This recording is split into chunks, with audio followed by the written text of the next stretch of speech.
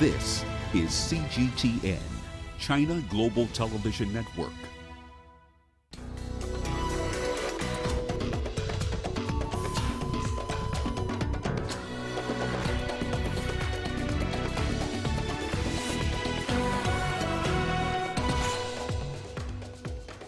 A bomb planted on a bus carrying football players kills at least 5 in Somalia's port city of Kismayo.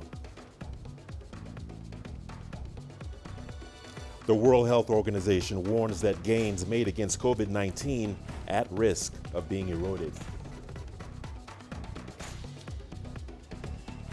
And we look at how a woman in the DR Congo is helping to transform the lives of soldiers' wives and widows. Hello and welcome to Africa Live. It's always great to have you with us. I'm Richard Nta, live in Nairobi. And for those of you joining us from across the continent and around the globe, we thank you for joining us. Let's begin in Somalia, where at least 3 football players have been killed and 5 others injured in a bomb blast. The explosion was reportedly targeting a bus carrying a local soccer team in Kismayo. The JCCI players were the winners of last year's tournament.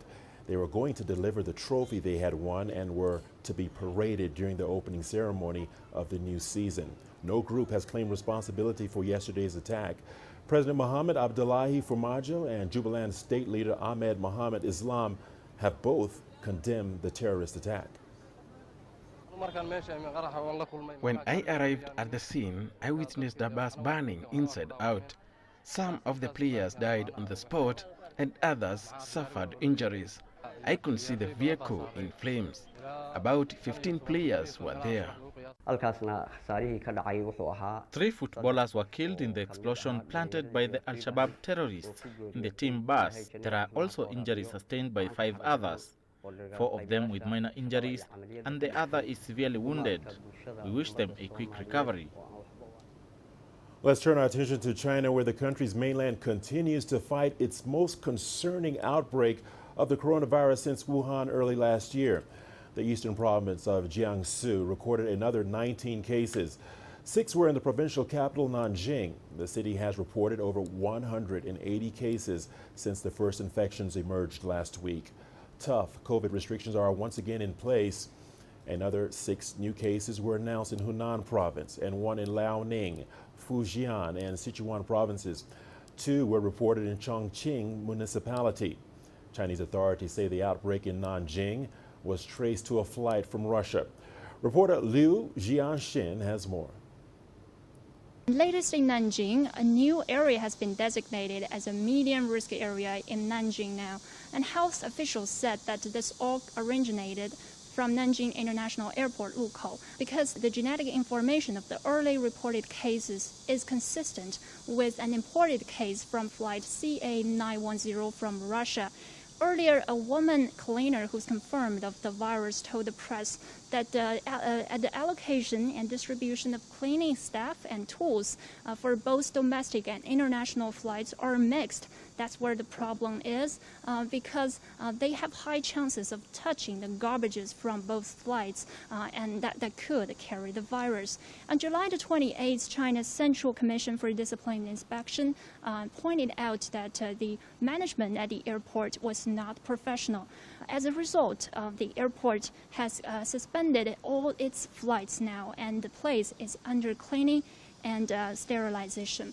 Thanks to the rapid nucleic acid testing and the fast quarantine of key groups, this time the number of new cases in Nanjing is dropping, and situations in some other places is getting serious. That means the transmission chain is still spreading. We actually went to Xuanwu Lake Park yesterday. I could spot hardly any tourists out there, which means that this time people are more vigilant against the virus, especially the Delta variant.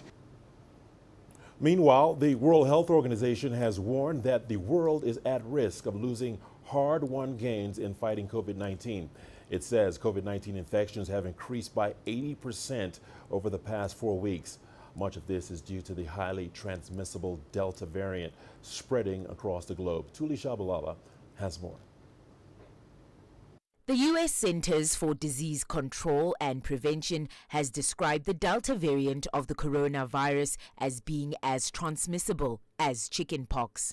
The Delta variant has been detected in 132 countries. Infections have nearly doubled over the past 4 weeks. Since our last press conference, cases and deaths from COVID-19 have continued to climb. Almost 4 million cases were reported to WHO last week. And on current trends, we expect the total number of cases to pass 200 million within the next 2 weeks. And we know that is an underestimate. Health systems in many countries are being overwhelmed. WHO has warned that the COVID-19 virus has been changing since it was first reported, and it continues to change. So far, 4 variants of concern have emerged, and there will be more as long as the virus continues to spread. The rise is also driven by increased social mixing and mobility, the inconsistent use of public health and social measures, and inequitable vaccine use. Hard-won gains are in jeopardy or being lost, and health systems in many countries are being overwhelmed. In Africa, deaths have increased by 80% over the past month. Only 1.5% of the population is vaccinated. Do you really accept 1.5% vaccination in Africa, while in some countries it's already 70%? Don't we need a platform like the Olympics to go and tell the truth that the world is actually morally, epidemiologically, and economically is doing the wrong things? Is it really wrong to go to the mountaintop of the Olympics to call for solidarity? Are you saying that's wrong? I hope not. So that's why I went. The WHO is urging governments to continue vaccinating their citizens. The Delta variant is a challenge, as the other variants have been. But remember, the diagnostics that we have all around the world still work very effectively against all of the variants, and we can detect the disease quite successfully. And in terms of vaccination, the vaccines that are currently approved by WHO all provide significant protection against severe disease and hospitalization for all the variants, including the Delta variant. So it's important. We are fighting the same virus, but a virus that's become fitter and better adapted to transmitting amongst us humans. That's the change. The global health body is calling on countries across the world to act before more dangerous variants emerge. Noktula Shabalala, CGTN. As the highly contagious Delta variant rages across the world, some countries are offering a third COVID-19 shot to slow down the spread. Israel has started offering a booster shot to people over the age of 60. It's the third country to launch a 3-jab vaccination plan. Hungary and Turkey are doing the same. Meanwhile, studies show a third dose of China's Sinovac COVID-19 vaccine given at least 6 months after the second shot would highly increase antibody levels. American pharmaceutical company Pfizer also says a third dose of the COVID-19 vaccine can strongly boost protection against the Delta variant. Earlier, we talked to Professor Chen Shi from the Yale School of Public Health. He said more scientific evidence is needed before advising the public to take a third dose. There's still mixed evidence, although Pfizer has been released evidence showing that they are positive about the third dose being effective in boosting the immunity. But the WHO most recently, like just 2 days ago, was saying that they are still studying the durability of the vaccine, which means that they are still trying to understand how long the protection can last and before recommending a booster. There's a lot of research going on worldwide to be able to provide more scientific-based evidence and recommendations. And the WHO is also mentioning that they are evaluating whether to approve booster shots on a product-by-product basis, because they don't believe that all the vaccines need a booster. Some may not. So if the WHO endorse a booster shot, it's very likely, according to them, that they will be towards a selected group of recipients, mostly older persons or people with chronic conditions that make them more vulnerable to severe conditions. But there are more remaining questions unanswered. For example, if need a booster, whether they can mix different types of vaccine, and what kind of mixture that can be more safer and more effective. So those are all the questions open to scientists to answer. With the third dose being implemented, I think there might be an even bigger shortage in many countries in the world. And it would also increase the shortage in the global scale, because we know in less developed countries, most of the people are having no access to even one single dose. And this is exactly why the Pfizer's R&D of the third dose is very controversial in America now, because people argue that this is profit-driven, because they think that the capacity of Pfizer being used to produce the third dose can be better used to produce more first two doses, can benefit a global population better. Senegal is battling a third wave of COVID-19 infections. The West African country recorded just over 1,000 cases on Friday alone. Across the country, COVID-19 wards are almost at full capacity. The government hopes vaccination drives will help stop the spread of the virus. Astatal takes a closer look for us. COVID-19 cases are rising sharply in Senegal, leaving authorities worried. In the capital, Dakar, COVID-19 wards have reached 100% capacity. As healthcare workers struggle to deal with the influx of cases, the government is turning to preventative measures. During the first campaign with Sinopharm and AstraZeneca, people still came. But it's not like this time. Every day, we reach around 800 to 850 people a day. During the first campaign, it was around 400 to 450 people a day. Senegal kicked off its immunization drive in February. Misinformation surrounding COVID-19 and vaccine safety initially resulted in hesitancy from parts of the population. Now, the country is recording a positivity rate of over 25%. This has pushed more people to get vaccinated. At first, I didn't believe it because there were rumors that the vaccines are not safe and I was afraid. But then I thought it would be much better to get vaccinated in the current situation. We are all seeing the negative effects of this pandemic. All activities are stopped. The country's economy is affected. We count the deaths every day. Only the vaccine could allow us to resume our normal activities. People have to believe in it so that we can get out of it. Beyond receiving vaccine doses from the COVAX initiative, Senegal is looking to manufacture COVID-19 vaccines. The country will begin producing vaccines in 2022 in partnership with Universal, a Belgian biotech group. Astatal, CGTN. Indeed, several African countries are battling a third wave of infections. For more on this, we are joined by Dr. Ahmed Ogwell Uma, the Deputy Director of the Africa Centers for Disease Control and Prevention. Doctor, welcome to Africa Live. Welcome to the program. Let me begin by asking you, how is the Delta variant of COVID-19 impacting the African continent, Doctor? Thank you for having me. We on the African continent have documented all the 4 major variants that have been seen around the world, including the Delta variant. And at the moment, although we have documented the Delta variant, it is not being transmitted at high enough rates for us to say that it has overtaken the original virus or the earlier variant that have been first characterized in South Africa.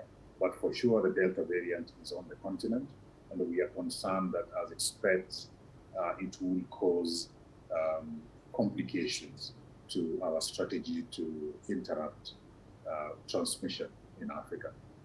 All right, Doctor, given that even those fully vaccinated are still at risk, what is the best way of managing the spread of the Delta variant? I think it is important to understand three things around vaccination and infection by the virus causing COVID-19. One is that vaccinations do not stop an individual from getting infected. You still get infected if you're exposed. What the vaccines do is they significantly reduce the risk of getting seriously ill. A person who has been vaccinated, if they do get infected, then the viral load usually is relatively low. But with the Delta variant, the viral load is being seen to be much higher than the other variants or even the original virus itself. So it means that someone who's been infected by the Delta variant, even if one has been vaccinated, has increased potential of transmitting it to others. And that is why we are saying that even those who've been vaccinated, we must continue to observe the public health measures of masking up, avoiding crowds, so that we can reduce and interrupt the transmission of the Delta variant through those who are not vaccinated and even those who are vaccinated. But let us not characterize it as breakthrough, because the risk is much, much lower than the threshold of a breakthrough. All right, very important and significant point that you've made there, Doctor. That brings me to my next question. Doctor, some countries are experiencing surges at different times, like what's happening in Kenya, Uganda, and Rwanda. Why is this so?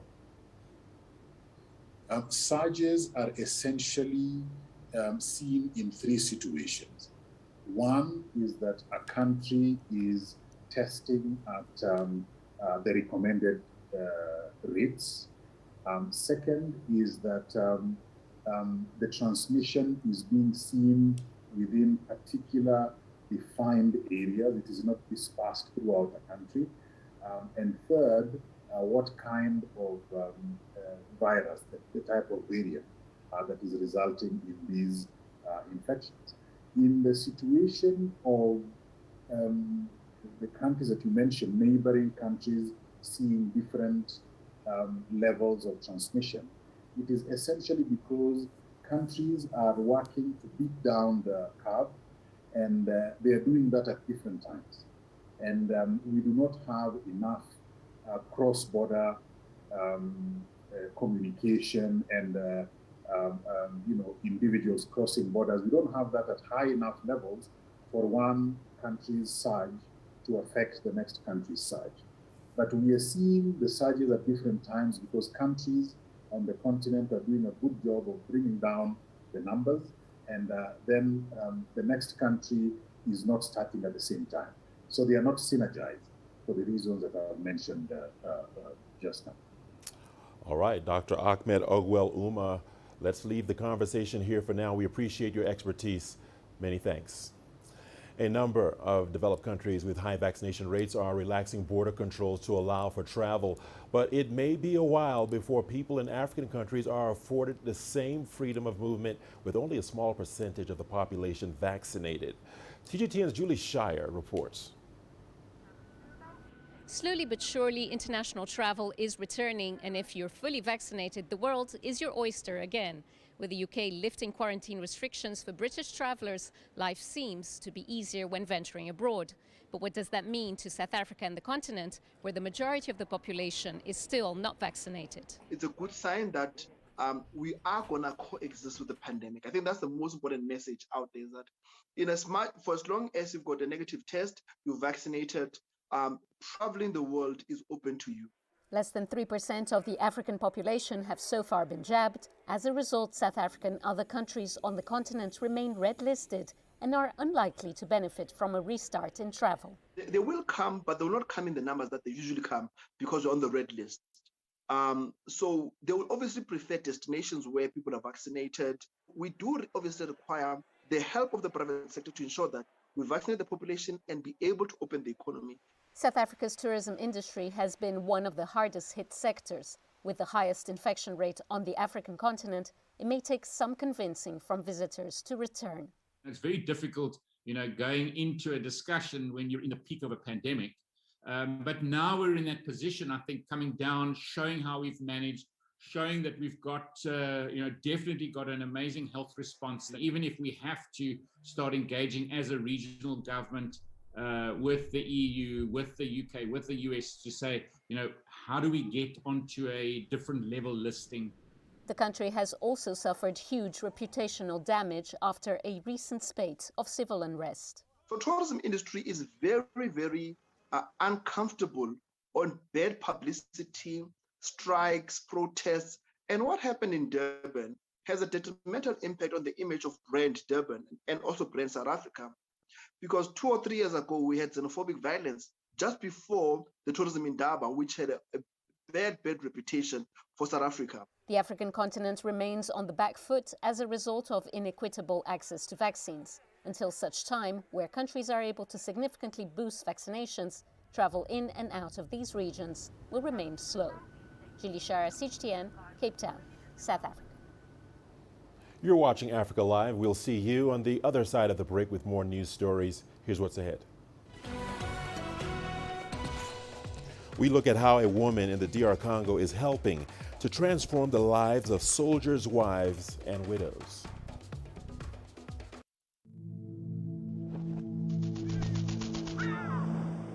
How will your world change today?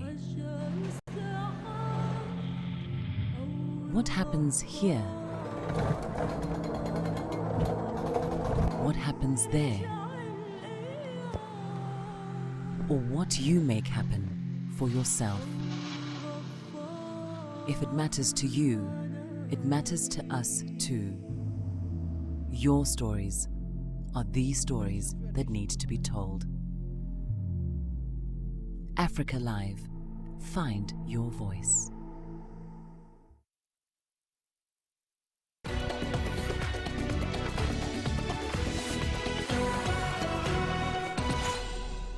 Welcome back to Africa Live. Thanks for staying with us. I'm Richard Nta.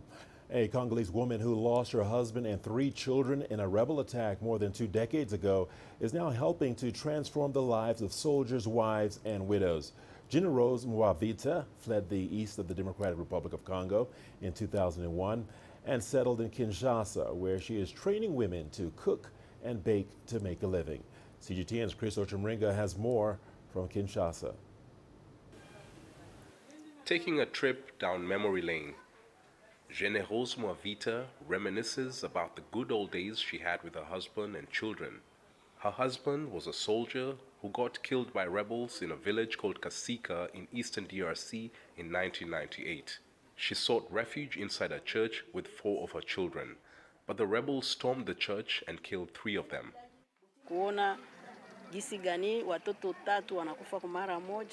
Seeing my husband and 3 children lying dead on the same day was a very traumatizing experience for me. All our belongings were stolen. I just didn't know how to start rebuilding my life. Generose found hope at a camp for displaced people where she was trained to cook and bake. Now in Kinshasa, she's transferring those skills to widows and wives of soldiers so they too can make money from baking. The problem that most Congolese face is unemployment. We have to struggle on our own to survive because our country has very few jobs. That's the reason I chose to train women to bake. The money they get from selling cakes helps them support their families. For many of these women, Generose's training has been life-changing. I used to beg people for money to buy bread for my kids. I really suffered. My life has totally changed after I was taught to bake cakes and make pastries by Madame Jean Rose. Some Congolese army officers are also proud of the skills their wives have received. My fellow soldiers have started taking their wives to get trained to bake and cook after seeing the change that has happened in my life. We hope Madame Generose gets financial support to open a larger training center. Generose is now well known in military circles for the training she offers women in the barracks. Many wives of soldiers in the DRC go through a long and difficult process of getting their husband's pension after they die. But those with skills like Nta are able to fend for themselves and even train others to try and make a difference in society. Chris Sochamringa, CGTN, Kinshasa, Democratic Republic of Congo. To Libya now, where warring sides have reopened the main coastal road across the front line. The move is seen as a key element of a ceasefire they agreed last year, involving months of negotiations. The road stretches along the length of Libya's coastline. It is cut between the cities of Misrata and Sirte, where the front line stabilized last summer. The road is, however, not open to military traffic. The agreement also includes some preparatory steps for the withdrawal of foreign fighters, another part of last year's ceasefire that still has to be implemented. The road opening is expected to make an immediate difference to people who previously had to fly or make long, hard overland journeys across the country. The committee assures all citizens frequenting the coastal road that it is under the security control of the Military Joint Committee, and it will carry out all security procedures professionally and with complete neutrality. Thank God the road is reopened during this blessed Friday. We were tired, traveling was difficult, and we were suffering. But we praise God for this day when God united Libyans. We are now at Hamsin Gate, west of Sirte. The road is very safe, thank God. Tunisian President Kais Saied has appointed a high-ranking security officer as the country's acting interior minister. He will be in charge of the Interior Department until the appointment of the new prime minister. Meanwhile, several investigations have been initiated against state officials and MPs. Adnan Shawashi reports from Tunis. Rida Gharsallawi was sworn in before President Kais Saied in Carthage Palace, in accordance with Article 89 of the Tunisian Constitution. I swear by the Almighty God to work sincerely for the good of Tunisia, to respect its constitution and legislation, to look after its interests, and to pledge allegiance to it. President Kais Saied called on the new interior minister to ensure security during this period, which has been characterized by several political challenges in the country. There is no question of dividing the state, of crumbling it, or of undermining it from within. Let's stop abusing the country. On July 25th, I was obliged to take exceptional measures to preserve the rights and freedoms and to guarantee the continuity of the state. The Tunisian head of state said he was firmly committed to the provisions of the constitution and the supremacy of the law, as well as human rights.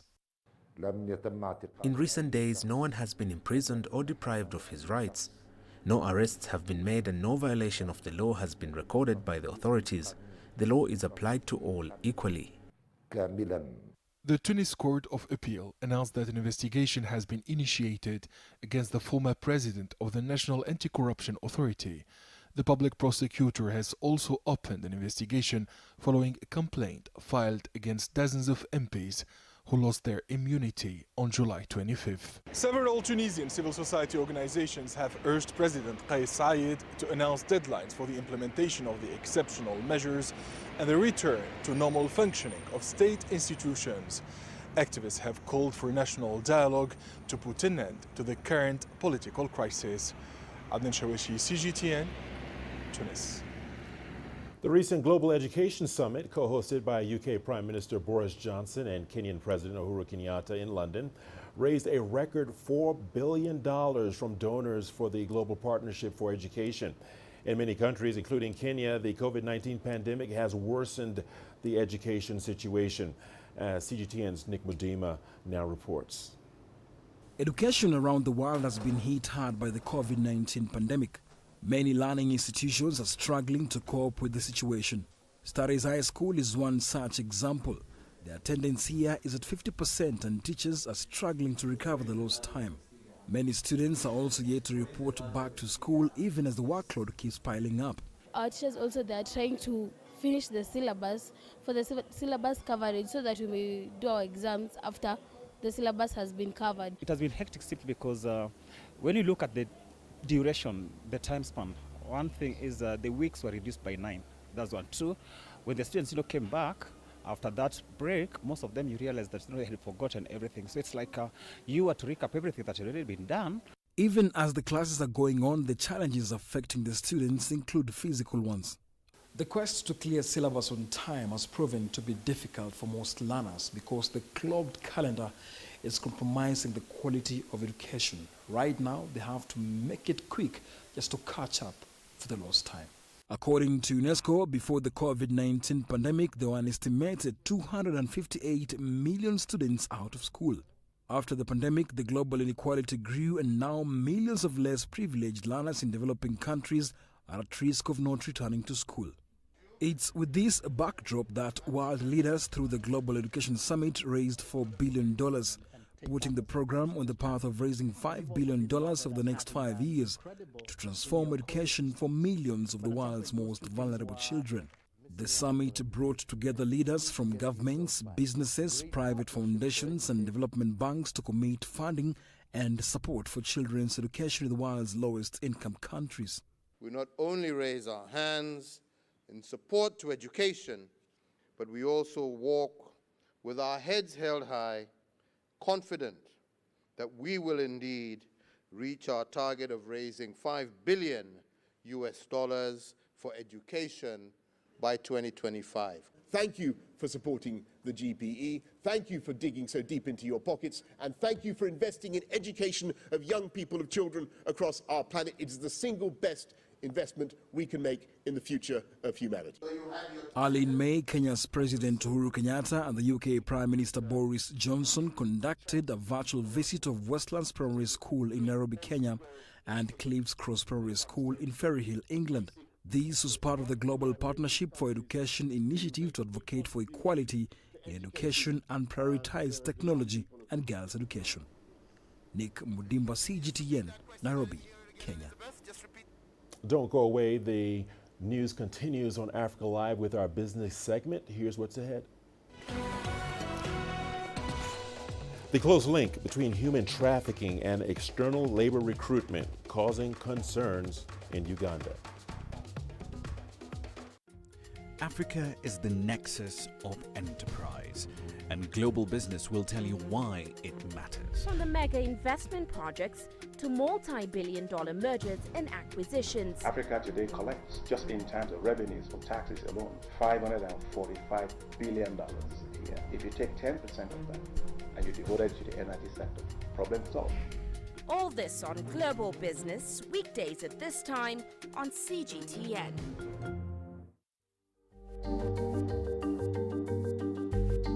Africa Live. Find your voice.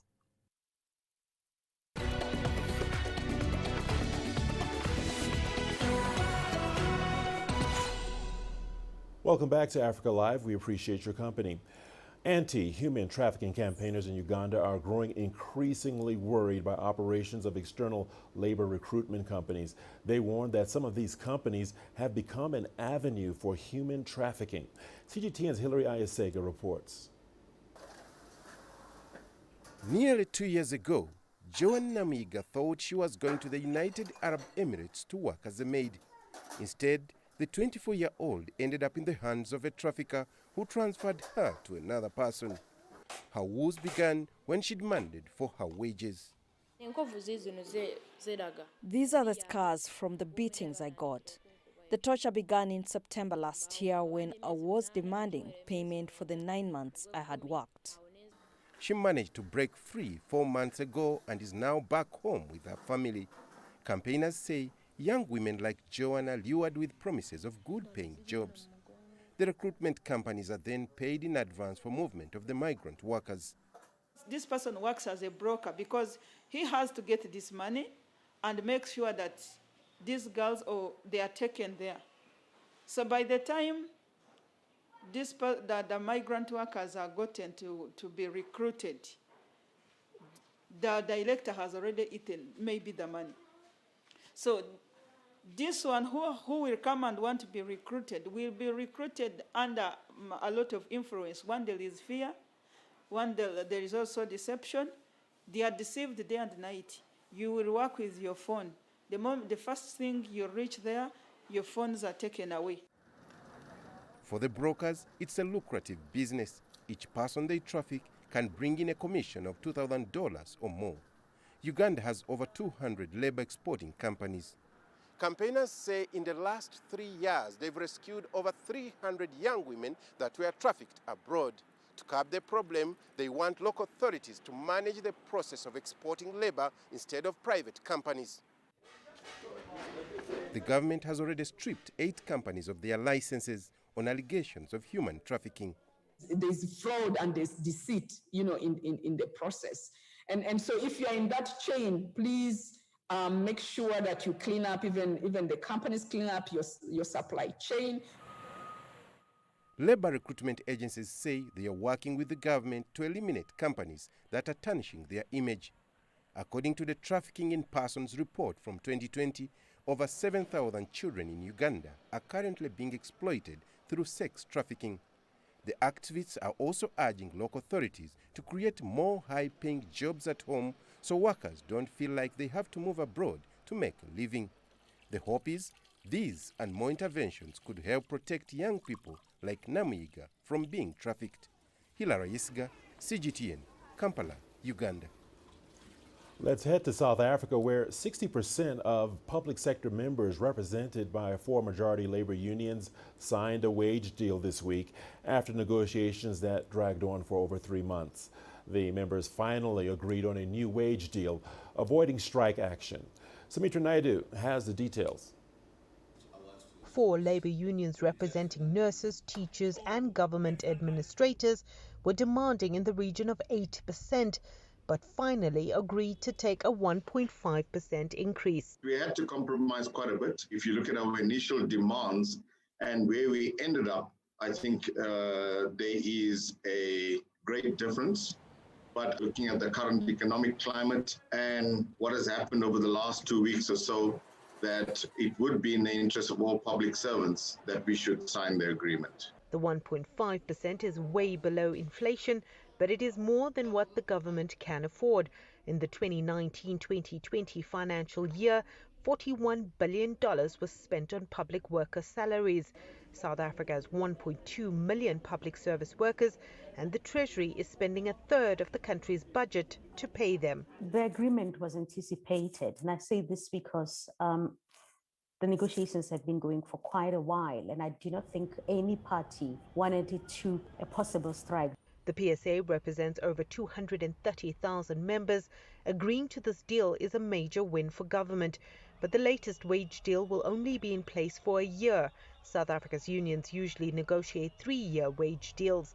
Last year, government went against this policy due to COVID and the massive financial impact it had on the economy. It's a shorter period. We are going to demand in future, taking lessons from what happened last year, that we will be negotiating annual salary agreement, unless we can get a multi-term that is satisfied to all our members. It's understandable that unions in the space, in the public sector, are cautious and prefer now a 1-year agreement. It's going to be tricky. 3 years have always given a sense of security. If it's going to be happening yearly, that's going to change the dynamics of collective bargaining. The unions are still fighting government on its failure to honor the last 3-year wage deal, but the courts ruled in favor of the finance ministry. However, the Constitutional Court is preparing to make its ruling. This may be a win for government, but this wage deal is important to all South Africans. Any strike action at this stage would have added to the trauma of recent events. Sumitra Naidu, CGTN, Johannesburg, South Africa. Kenya and South Sudan have announced a waiver of visa fees for their citizens with immediate effect. The 2 countries say the move is in line with existing protocol of the East African community. CGTN's Patrick Oyet reports. South Sudanese and Kenyan citizens holding valid passports will now enter each other's country without visa requirements. Kenya made the announcement over the waiver of visa fees on Monday this week. South Sudan's government reciprocated on Thursday. The 2 countries say the move is expected to promote trade and free movement of labor. On behalf of my government, I want to congratulate our president and the president of Kenya for giving the people of two countries a chance for them to be able to move so that they can discover themselves. This is a great milestone which will further enhance and solidify our warm and cordial relations between the two countries and the people-to-people level. Many South Sudanese people live and study in Kenya. Meanwhile, many Kenyans work and reside in South Sudan. There are also South Sudanese people who travel to Kenya for businesses. While COVID-19 has limited movement in the East African region, just like in other parts of the world, the two countries still maintain that benefits of free movement of people are paramount, noting that it also outweighs the money they collect from visa fees. They say free movement of people will minimize cross-border conflicts and promote development. Patrick Oyet, CGTN, Juba, South Sudan. In Kenya, women living in an informal settlement in Nairobi are making masks and soaps to help protect their communities from the fast-spreading COVID-19 Delta variant. And as CGTN's Daniel Arab Moy reports, the finished products are distributed to the less privileged at no cost. This is Mathare, an informal slum settlement in the Kenyan capital, Nairobi. Close to 500,000 people live here. Majority of people in this slum live below the poverty line, earning less than $1 per day. Due to high demand, face masks here are in short supply. But residents like Billian Ojiwa have felt duty-bound to support their community. At the beginning, the mask was almost $1 to the cost of buying a mask. So people would look at what is important to them. Is it food or mask? Is it food or soap? So that is what drove me to make sure that my community is covered. Jennifer Akin is a tailor in Kenya's Mathare slum. Akin used to make clothes before the pandemic. With the support of other women, she's now creating face masks to help the vulnerable. The problem I see out there is that many people do not wear masks because they cannot afford it. They say the COVID-19 pandemic has negatively impacted their businesses. That's why we make these masks to help those who cannot afford to buy them. Akin and our team make over 300 masks daily. In another section, the women are making liquid soap. By giving to this soap, it helps them to wash their hands to prevent them this killing disease. The finished products are distributed to those most in need. Volunteer youth from within the community assist in the distribution process. Monica Mugure, a street vendor in Mathare, is among the many beneficiaries. I'm excited because I'm safe. There is coronavirus and I'm safe having a mask. It's very hard to get a mask here because some of the vendors sell it at 10 shillings and getting that 10 shillings is very hard. But Mathare's problems seem far from over due to overcrowding. Many people here in Mathare live in overcrowded spaces where sanitation and social distancing are near impossible to maintain. If you look at the population and the people living here and even how their homes are, it is very, very, very hard to maintain social distancing because first, we are an intimate community. People work together, people live together, people living in small houses, many people. So maintaining social distancing is a problem, it's still a problem. The Billion Foundation, in partnership with the MasterCard Foundation, are ensuring that the communities can reduce the chances of the pandemic spreading. Kenya has so far confirmed a total of 199,941 positive cases, with 187,824 recoveries and 3,895 deaths. Daniel Arab Moy, CGTN, Nairobi, Kenya. And we are not done just yet. We've got your sports news coming up after the break. Here's what's ahead. Nigerian sprinter Blessing Okabari is out of the Tokyo 2020 Olympics after doping suspension.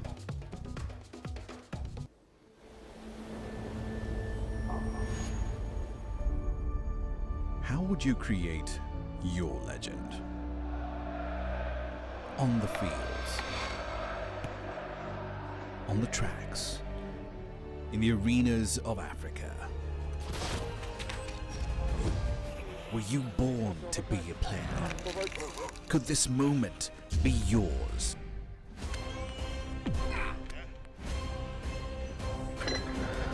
Sports Scene. Find your game.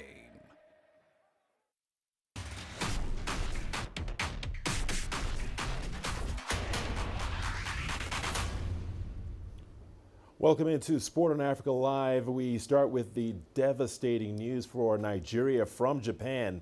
Star female sprinter Blessing Okabari is out of the Tokyo 2020 Olympics after she was provisionally suspended by the Athletics Integrity Unit this morning. Okabari, who was tipped for a medal, will not compete this afternoon in the women's 100 meters semifinals after an out-of-competition test came back positive for a human growth hormone.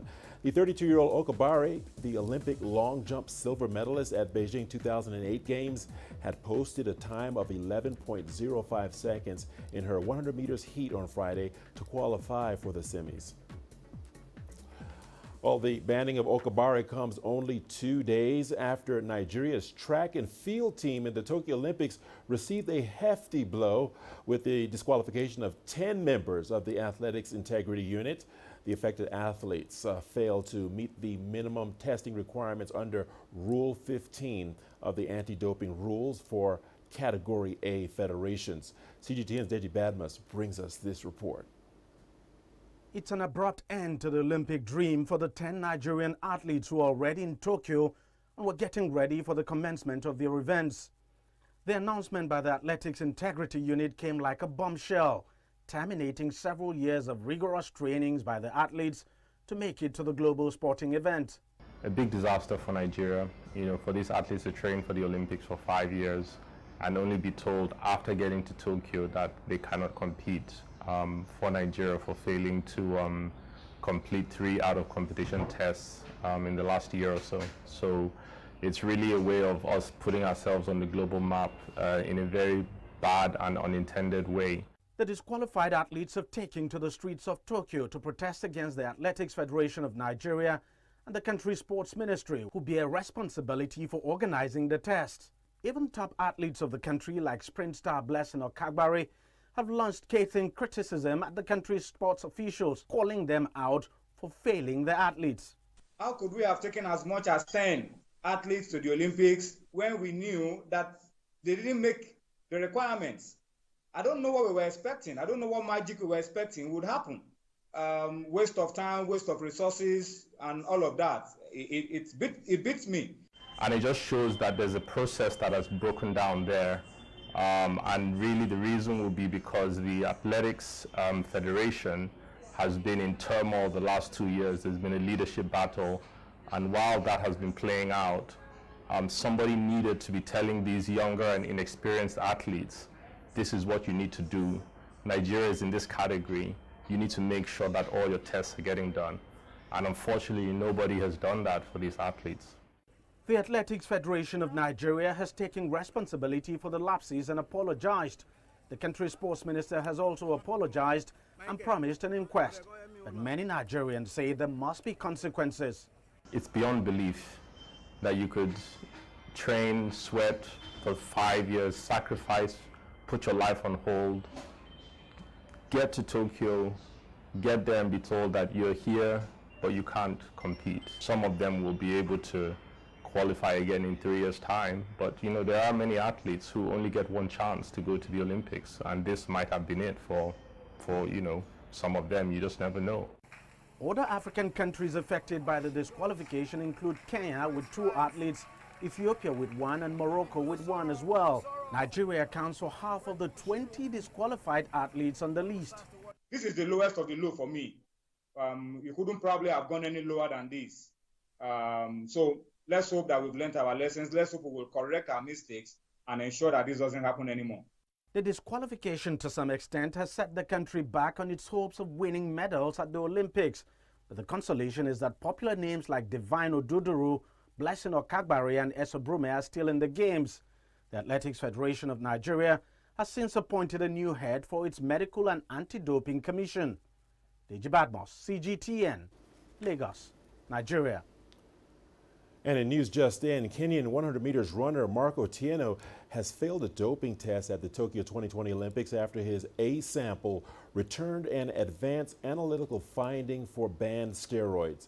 Otieno was scheduled to compete in the men's 100 meters heats this afternoon, having qualified for his first ever Olympic Games.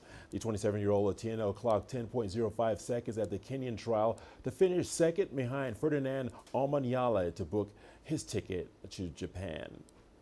Now, South Africa's Akani Simbine begins his quest for Olympic glory this afternoon when the men's 100 meters event takes center stage in Tokyo. Simbine has been in sublime form and admits that he has learned from his experience in Rio, where he narrowly missed out on a medal. CGTN's C.S. Duplessis has more. The fastest man on the continent over 100 meters is on a mission to prove that he is a real medal threat in Tokyo, and is more than ready to play his part ahead of the famous dash. I'm finally acclimatized and I'm over jet lag. I'm sleeping well now, so I'm pretty happy about that. I'm also acclimatized, the weather, it's hot, but the heat is good for us sprinters. We love running in the heat, and, that helps us perform really well, so we're hoping for good weather on the weekend. The 27-year-old reigning Commonwealth Games champion says he's taken invaluable lessons from competing at the Rio Olympics and has applied that knowledge to his build-up to these games. Just missing out on a medal at the Olympics when I didn't even expect to be challenging for a medal, that for us was huge, and now it brings us to a part where we are feeling confident enough to be like, okay, we want to go and, fight for a podium finish. We want to fight to be the fastest man in the world.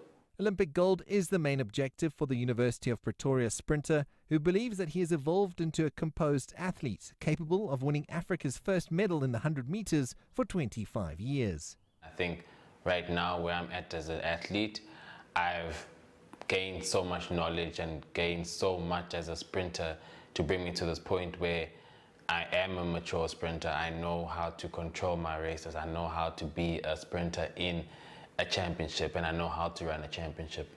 The number 2 ranked 100-meter athlete in the world is aiming to build on the momentum he's been carrying since the start of the year. That was the plan, to start off with a bang and make sure we continue with that momentum going into the games. And I think we are ticking off all the boxes. I ran my personal best. I ran African record a couple of weeks ago, and I was peaking at the right time. And we're feeling like we are ready to actually go and do well this weekend. Simbine's form has been red hot for months now, and with a scorching personal best of 9.84 seconds in the bag, the confidence levels are sky high for the man who predicts that 9.90 seconds will be enough for a medal in Sunday's much-anticipated 100-meter final. Only time will tell, though, if it is indeed Africa's fastest man, Akani Simbine. C.S. Duplessis, CGTN, Johannesburg, South Africa. Further afield, BMX racing made its Olympic debut at the Beijing 2008 Games in China. The exposure has helped the sport reach new heights in the last 13 years. Now, one of the pioneers has been 3-time medalist Mariana Pajon, who was joined by fellow Colombian Carlos Rodriguez for a chat with CGTN's Dan Williams. She is known as the Queen of BMX. After winning gold at London 2012 and Rio 2016 in the women's racing event, Mariana Pajon now has a silver medal from Tokyo. Despite not making it a golden hat-trick here, she says she couldn't be happier. Even if it's not gold, it's much better, much sweet than the gold ones that I used to have. This is just huge. It's amazing to be here, to have the opportunity to go and try it again. It feels like gold. This is the best thing I ever done before. Colombia picked up 2 medals in BMX racing at Tokyo 2020. Carlos Ramirez won a bronze in Rio and another here. He believes there is still room for the sport to develop. I think BMX is evolving. We're changing, we're growing. how can we push the sport to keep it growing and actually help it improve, because that's the most important part, improving our sport and giving back to the community and back to the people that are still dreaming like we do. Those sentiments are echoed by Pahon. It's professional now, and the hours you have to dedicate every day to train, that's a good thing. And now a lot of kids want to do BMX and want to be champions, so that's what we are here for. The big question, though, for Pahon is whether she has the appetite to carry on and go for gold again at Paris 2024. Still don't know if I'm going through that Olympic cycle. I'm gonna settle things down. I want to enjoy this moment. I want to try track cycling too. So I'll do in another sport. So I'll see what happens. But perhaps don't be too surprised if you see these Colombian riders back on the podium in Paris. And let's talk a bit of rugby, shall we? South Africa and the British and Irish Lions will lock horns this evening at the Cape Town Stadium in a crunch second test, which is very much a must-win for the home side, who trail 1-0 in the three-match series. Both teams have made changes to their starting 15s for the showdown, with all eyes on the Springboks and how they will respond to the pressure. Here is CGTN's C.S. Duplessis with more. The week leading up to the much-anticipated second test has seen many Springbok rugby fans stewing over the 22-17 defeat and the controversy that surrounded some of the TMO or television match officials' decisions in the 5-point loss in the opening encounter in Cape Town. But the message from the home side was crystal clear. They need to fix their mistakes and be more composed in a decisive clash, which they know the visitors in red will be eager to win. We just got to improve. Like I said, after the match, I felt that in the second half we didn't handle the contestable kicking game from the Lions. We didn't handle that as good as we could have. Yes, there was tactical errors from my side, and obviously we will have to. We worked incredibly hard in the week to rectify that. And yeah, we just need to get 5 points more to be in the mix. The men in green and gold have made 3 changes to their starting team, with loose forward Jasper Wiese making his first start in the number 8 jersey, while the fiery Steven Kitself replaces the injured Oxen Chair in the front row and earns his 50th cap, while there are 3 other changes on the substitutes bench in a 6-2 split. We'll obviously try to prepare as much as we can. You know, we saw the 2 different style of players that they brought in the first test. I think the first half and the second. Yeah, I will definitely look at the personnel that they brought into this second test, and we'll try to prepare as much as we can so that we can encounter whatever that they will be trying to bring to us. The total test caps for the Springboks starting team is 603, and the world champions will have to draw on that experience if they're to claim victory and stay alive in the action-packed series. But after a bizarre and controversial hour-long video by the director of rugby, Rassie Erasmus, the media spotlight might just have been deliberately shifted onto their former coach. A close contest is expected, with the officiating under a microscope for the encounter that promises to leave many chewed fingernails. A fascinating 80 minutes lies ahead, with the pressure firmly on the men from the Rainbow Nation. C.S. Duplessis, CGTN, Pretoria, South Africa. And finally, I love this next story. A 2-legged robot named Casey has made history as the first bipedal robot to run 5 kilometers outdoors, the length of a common long-distance road running race. Casey completed the route in just over 53 minutes and on a single charge. It fell twice during the 5 kilometers, once because a computer overheated and the other time because it took a turn at too fast a speed. Casey was invented at Oregon State University and produced by the university's spin-out company Agility Robotics. Casey taught itself to run using a deep reinforcement algorithm, learning to make subtle adjustments to stay upright while in motion. Now, according to the university, it is the first bipedal robot to use machine learning to control a running gait on outdoor terrain. How about that? Well, I guess that'll do it for this edition of Africa Live. Remember, you can send us your feedback to the contacts on the screen and follow us on digital media platforms. For the team, I'm Richard Nta saying thank you so much for watching, and we'll be right back here, same time tomorrow. Till then, take care.